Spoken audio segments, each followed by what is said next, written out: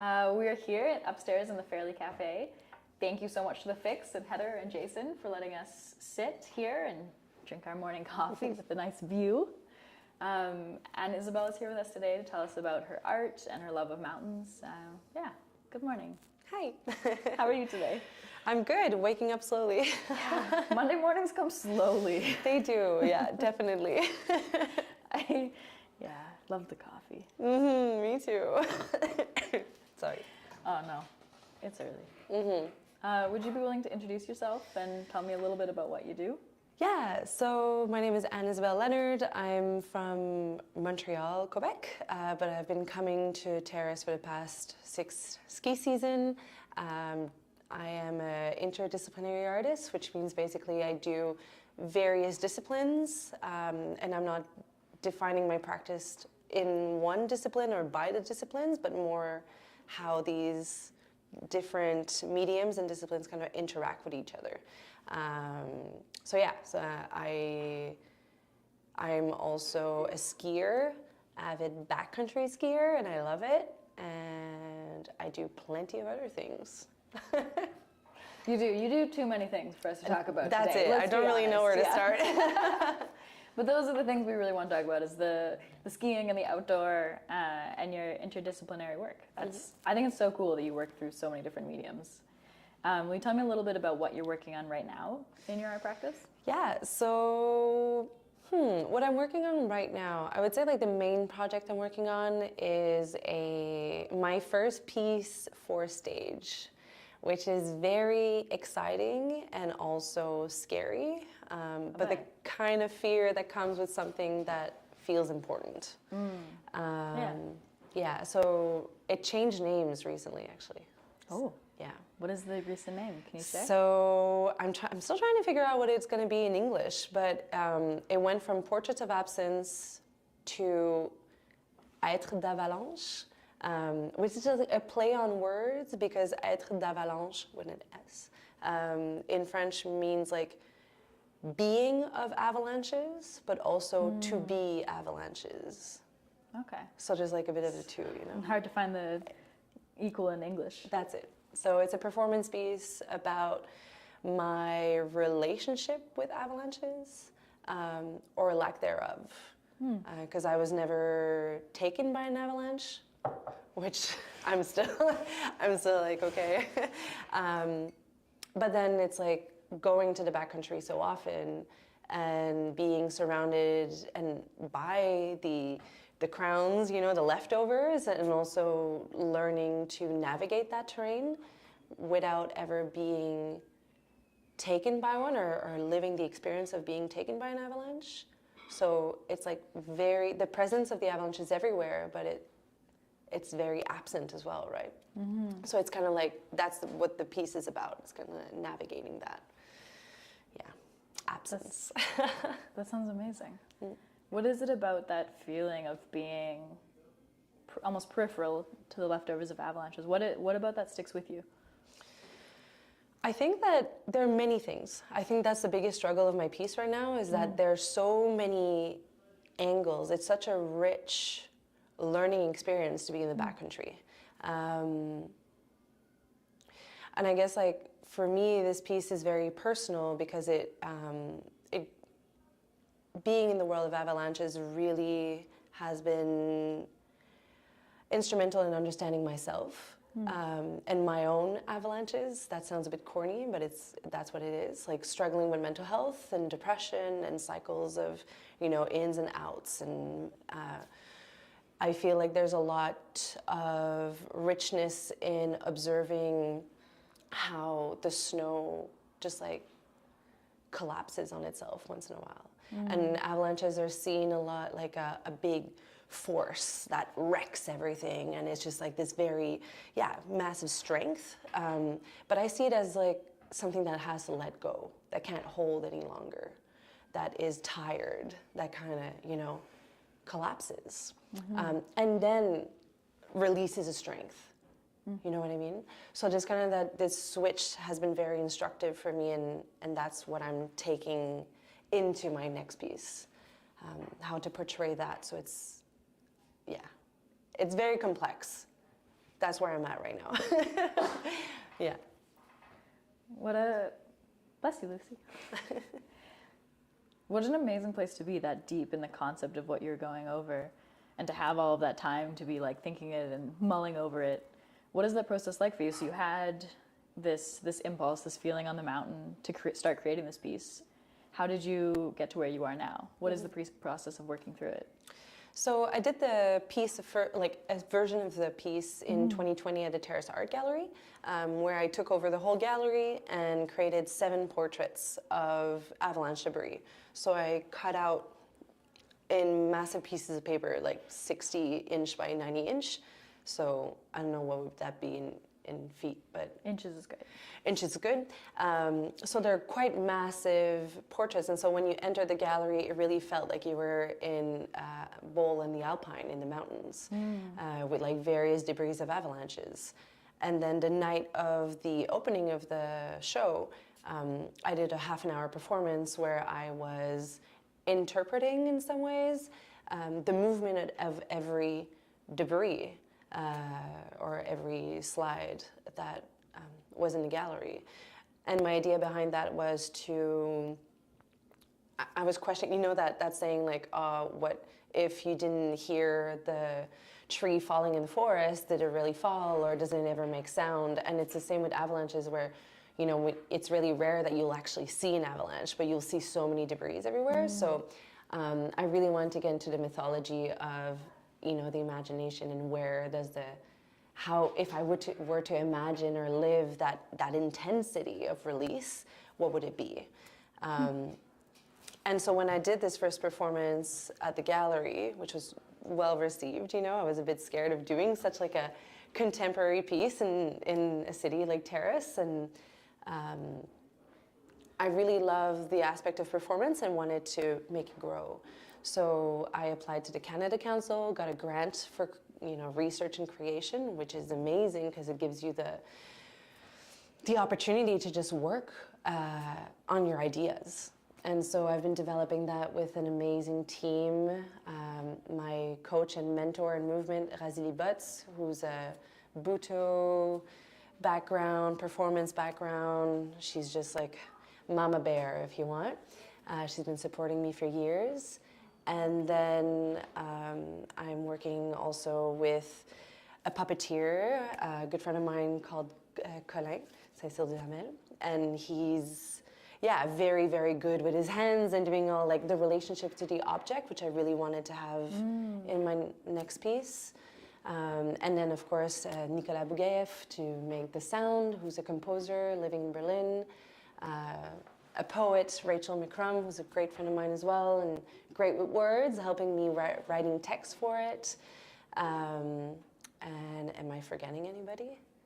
And then Maud Plante-Uzaruk also to make a video.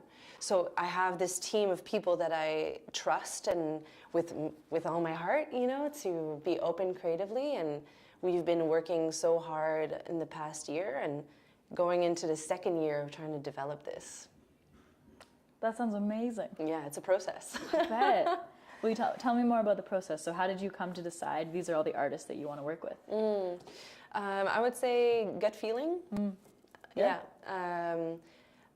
It's a piece that's very personal to me. And so I wouldn't see myself work with people I don't know. Every person I work with, we have a very strong bond.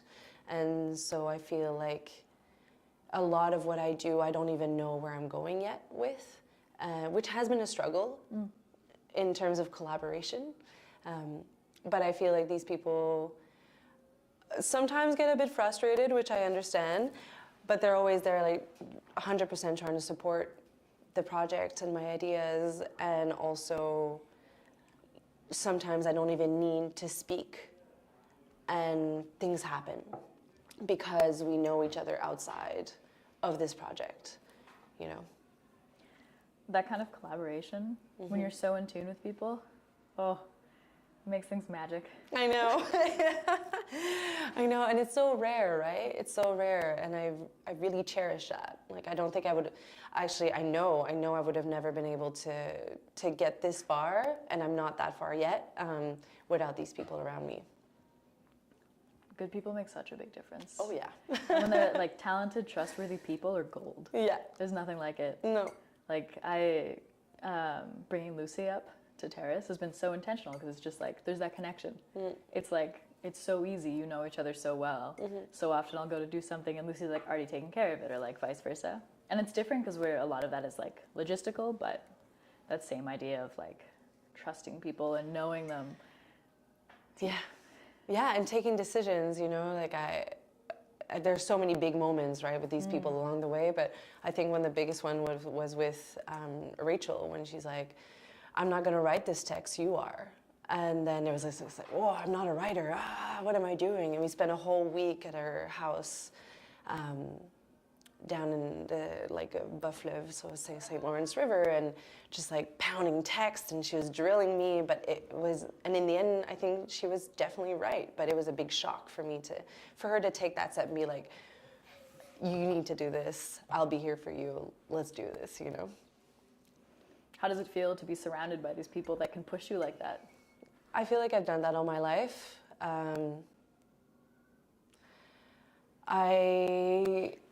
I've always found a lot of mentors. Like I have a lot of mentors in my life. I always hated school, which is very ironic because I'm going back to school in September.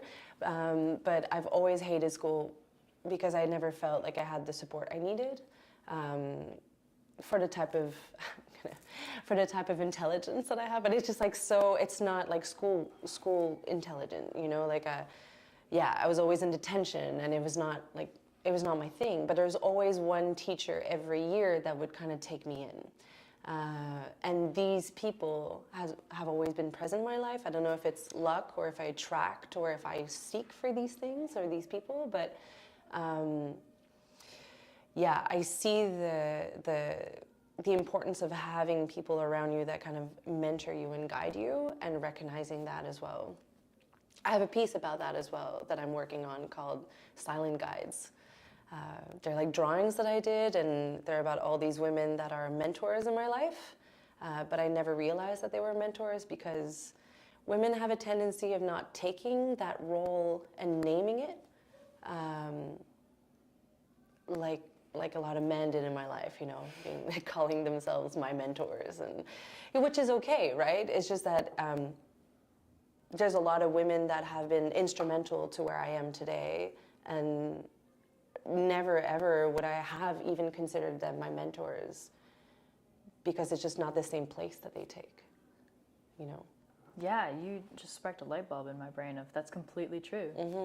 Because I've had so many men in my life be like, oh, like you're my protege, I'm mentoring you in film. Yeah. And women do the exact same thing, but they're like, you're great, look at you go. Like there's not the same, I'm responsible for this. Yeah. I know, right? It was a light bulb moment for me too. Yeah. It was like, these women, like, where would I have been without you, you know? And then it was a great person that I met in Montreal called Terrace, and she asked me one day, she was like, so who's been your women mentors, or the people you look up to as women? And I told her, nobody, really. And I was quite old at that time. I mean, I was like 26, and it's just like, oh, interesting. Are you sure? And it was like this moment where I kind of like started thinking about it, you know, and I was like, actually, no, I had so many women in my life since I was super young guiding me, you know? Yeah, and guidance by women is so powerful, and sometimes so much more subtle. Exactly. Subtlety. Yeah. Non-imposing. And don't get me wrong, I have still, and I have had amazing mentors that are men as well. Absolutely. And I would not be here where I am without them either. I think it's just a different, different position. You want to give recognition for both sides of it. Yeah. Yeah, Exactly. absolutely. You need both. We all do. Yeah. There's a reason we have masculine and feminine strength in the world. That's it, and all the spectrum in between. Yeah, exactly. We need it all. Tell me more about how you choose what mediums, because you've got very specific mediums for going off. I won't try and butcher the French, but what was once called portraits of absence. Yeah. How did you choose the mediums to then work with people on? That's a hard question for me. A lot of it is intuition. A lot of it's either intuition or communication. I'm very public aware, and I always want to have, I would say, like the best medium to share my idea with others, whether it be a pedagogical approach if I'm doing workshops with people, or whether it be a conceptual approach where I'm like, oh, this medium really resonates. Like, for example, I'm doing a new series called These Scars, I guess in English, c'est cicatrices. And I use charcoal to draw tree scars directly on raw canvas. And so I wouldn't use anything else than charcoal for this, right? Because there's this whole kind of signification, meaning behind it. So yeah, intuition and or communication, I would say.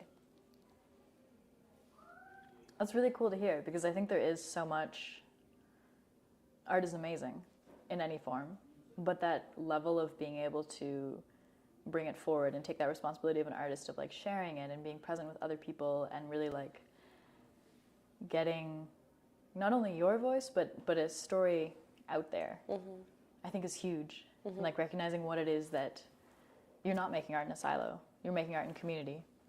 Yeah. I mean, I guess there was a moment in my life where making art is very solo. I feel like every artist say that, but it's true. Like, I'm a very social person, and I love interaction. And I think a lot of the time when I make art and made art, there's this fear of art from a lot of people that I don't understand. Like, people love art, don't get me wrong, but you know, and I don't know if you've had that, but the number of times I went to a museum with someone and they're like, oh, I don't understand anything, I can't pronounce myself, you do art, you tell me. And I always thought it was so odd. And I don't want to make art in a world where people don't want to take a stance and let art in. And so maybe it's a mission I gave in myself, which is a huge mission. But at the same time, I feel like art is not complicated. Art is just something you can stand on, and whether you like it or not will give you insight on who you are. And that's not complicated, but it's called feeling. So that's the type of art that I want to do. It's a type of art where maybe it's like, I don't want to say easier to understand, but an art that kind of gives an in to people to interact, and then it makes it easier to be involved and let yourself in. That's what's interesting to me. Yeah, absolutely. That reaching out with it, almost. Yeah. I think that's... Come here, it's okay. Yeah. You can be a part of this too. Yeah. Oh, that's so cool, because I completely agree. I have that experience with people talking about film. They're like, oh, I don't know, like I won't comment on it. I'm not the professional. That's it. You tell me. Yeah. And it's like, no, that's not what it's about.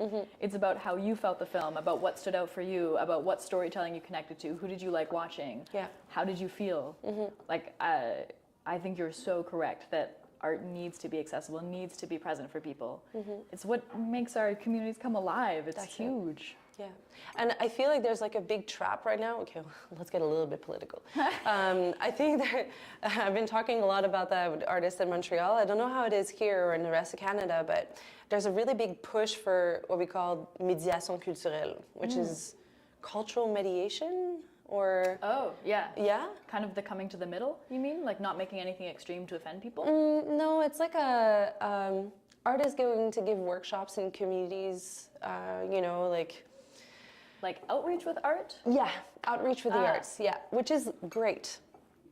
But there's this thing about like the workshops that are made, the events that are made in that context that are, I want to say, dumbed down for the public, and not considered art as it's not considered as art. It's really considered like, okay, well, these artists have to go into the population and change the world.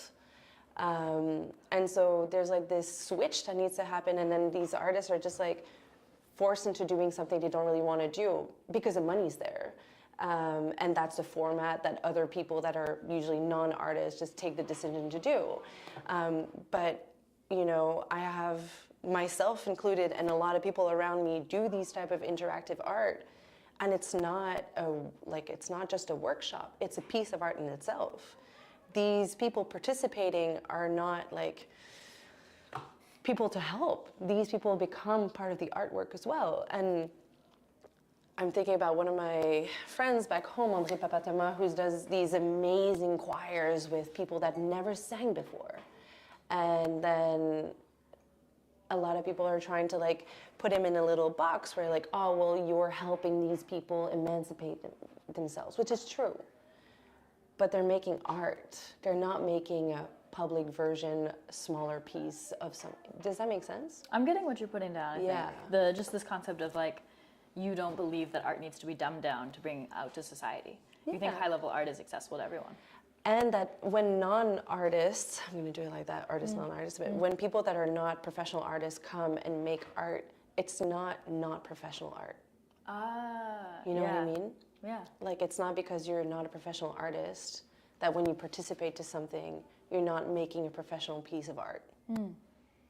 How do you then differentiate, like, that entry point for people? Because you talk about wanting to be accessible with art and kind of bring people into it. Yeah. How do you find a way to do that without doing things like work? Like, how do you find a way to bring people in then? Yeah, I think it's very like, you know, fine tuning. Like the line is so fine, right? But I think that, for example, I did a project called Portraits and Moments Past, and it was a project that came from losing 3 people that are really dear to me within a month, and at the beginning of the COVID-19 pandemic. And so there was a lot of grief going on all around me. And I was lucky enough to be in a collective that we were given a space in a gallery during the summer of 2020. When the arts were dead, basically, you know, nothing was happening. And so I had this whole project in my head, but then I was seeing all this grief around, and I'm like, I can't do what I initially planned, I have to switch. And so I switched, and I did this project that came very, very quick to me. And it's just a simple drawing technique called blind contour drawing, where you close your eyes, you don't close your eyes. If I was drawing you, I would not be allowed to look at my piece of paper. I would just be looking at you. So it's all about focusing on observing the connection with the person or the thing that you're drawing. So I just adapted that and did it from, like, by closing my eyes, remembering the person that passed, and spending a moment drawing this person from my memories with them. So it was this whole idea of bringing ritual and grief to the public space. And I did a series of performances in one evening, which was really hard. It was like 8 performances spent with people that I loved in my life and that passed on and moved on. And then this became a workshop that I did with people. But these workshops, they're all pieces of art. They're like people coming in and being a part of this ritual with me. Like, I'm opening up as much as they are, right? It's not me coming in as a spiritual guide. It's just, I'm not a therapist, but I know this helps me. And I know that, it brings out a lot of different kind of like levels of connection with myself, with the people who passed away, and also with the people I'm with in the room. And this, for me, is not médiation culturelle.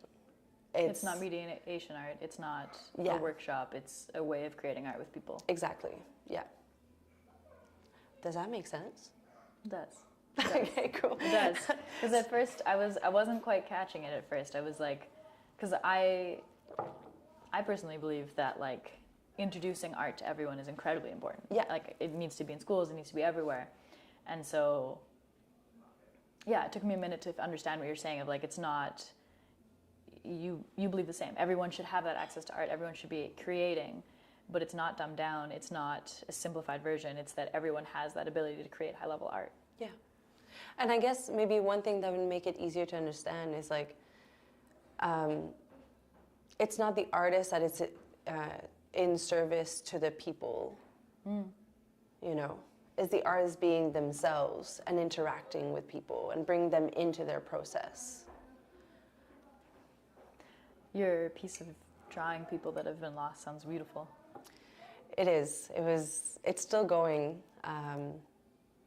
We've been doing a lot of like different workshops and moments of ritual. I've done it at SIMA 2 years ago, and it was really well received. And now it's a bit on ice, but been interacting with.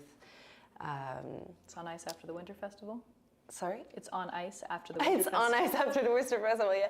Well, I've been interacting a lot with Terrace, who's a death doula living in Toronto, and Amazing. yeah, developing that together as well to see where I can go. You could go so far with that, being with people in the like end stages of their life or right after grief. Yeah. Yeah. Oh, that would be huge. Yeah, and a lot of people grieving people that are still alive too. It's very interesting to get into the idea of grief. It's very rich. Is it ever? Yeah. What is SIMA? You mentioned SIMA. SIMA is a winter festival that, so I am the co-founder of the Outdoor Artists Collective. It's a collective, it's a nonprofit. It's a Canadian nonprofit that is based out of Montreal and Terrace. And we kind of put forward the immense work that artists are doing around Canada, but also around the world, for social and environmental change. And so SIMA is one of our activities where it's a winter festival that we use to connect people to themselves, to their community, and then to the environment during winter. Because winter is a rough time for a lot of people, a really amazing time for others if you do outdoor sports. But for a lot of communities around here and around the world, winter is a moment of reconnection, of going over what happened the past year, getting ready for the next year. And so there's kind of like this very community aspect of winter that we wanted to bring back with the festival. Why is the community aspect of it important? Why not just show off the art? So I guess it comes back to art as a process and not a finished product. I think that art has huge powers in terms of bringing people together. It has, for me, huge powers in terms of connecting with myself and getting to know myself better. And there's real beauty at showing like art, finished art, like in galleries and, you know, movies and stuff like that. But I feel like if you talk to a lot of artists, the process takes so long. That's the most important part of the work. The finished product is cool, but it's like you don't know the whole. It's such it's kind of a wormhole of like all the decisions you took and the people you met and the things that you do to get to that point that you don't see. So the festival is about more than showing art. It's about creating spaces that, for me, that is art. Creating spaces of connection and community. Because these interactions that happen, it's like, it takes a lot of power to bring people together and have them interact with each other and discover new things, be vulnerable together. And that's what SIMA is all about. And also the community of Terrace is like very, very rich in terms of perspectives and knowledge and experience. So SIMA is a platform where people can come to us and be like, hey, I really wanted to do this crazy idea, but I'm not really sure. And we're like, yeah, let's go, let's do it. And also creating different connections between people that like, sometimes they're like, oh, I can't do that. We're like, no, you can, and you will. Sometimes I think I'm a bit pushy sometimes, but it works. It works. There's an important place for pushy. I think so. Yeah, people need a little push when it comes to art. They get that fear in them you were talking about. They don't want to talk about it. They don't want to try it. They're like, oh, it won't be good. I can't make it. It's That's like, it. no. Yeah. Creating is crucial. Mm-hmm. Everyone should be doing it. Yeah, and interdisciplinary as well. Like we have artists, but it's like We also have like Terrace Search and Rescue did an amazing workshop this year. And Thimbleberry Farms. yeah, Thimbleberry Farm. And there's something about like art right now. If you look at what's happening in the art world in general, community is a big thing. Community environment, process, like a lot of people going back to living in rural areas, like Montreal right now, just artists are dissipating. They're just like leaving the city, you know. So yeah, so I feel like there's a lot to be said about art as a process, and it's not only about what we see in galleries and museums and theaters. I agree wholeheartedly. I really think everybody should be creating art. Yeah. And it should be so much about the creation, about the sharing, about the experience for you personally, whether it's something that you want to keep to yourself or something that you want to make in community. I think both are so valuable. That's it. And you know, like when we started this festival, like it was me and Taylor Dilly, who's a performer and the other co-founder of the Outdoor Artist Collective. It's something that came from spending time in Terrace. You know, like when we came here the first time, we wanted to do an artist residency where we brought people in to this area to discover like the forest and the mountains and the people that live here, and kind of have this interaction with rural life to change that kind of perspective in environmental advocacy. Hello, train. Hello. And then with COVID that happened, it kind of put a stop on our ideas. But then this led in us just taking more and more time of thinking what we wanted to bring to the community here. And SIMA came out. So it's a bit, you know, it's a relationship with the area here that made us want to do something like that. Oh, that's amazing. I could ask you questions about art all day long. I think we could talk for a much longer time. But is there anything else you feel like you want people to know about SEMA or about your practice in itself before we say goodbye? I would say, like, maybe for SEMA, as I said, like, it's a very community-based festival. And so people can reach out to us anytime and with ideas of workshops or of activities that they want to lead, whether artistic or community-based or, you know, really anything, just that bring people together during winter. So yeah, people can reach out anytime and just tell us any crazy ideas they have, or less crazy, you know, I'm open for pretty much anything. That's amazing. You heard it here, folks. Reach out with all of the ideas you have for SEMA next year.